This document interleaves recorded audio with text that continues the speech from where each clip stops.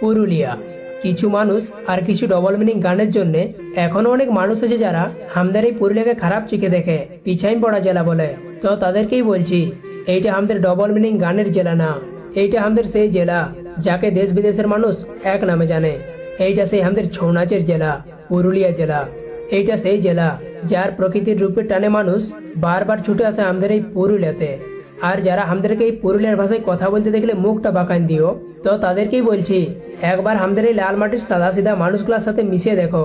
কথা দিচ্ছি, আমাদের এই লাল মাটির মানুষের আর পুরুলিয়ার ভাষার প্রেমে পড়ে যাবে।